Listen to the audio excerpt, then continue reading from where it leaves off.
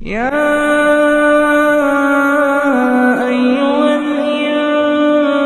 الإنسان ما غرك بربك الكريم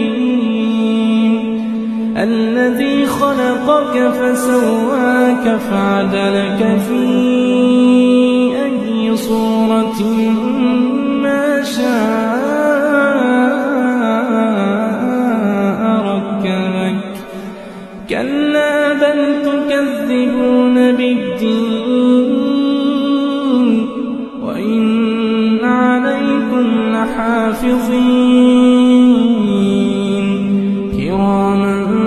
كاتبين يعلمون ما تفعلون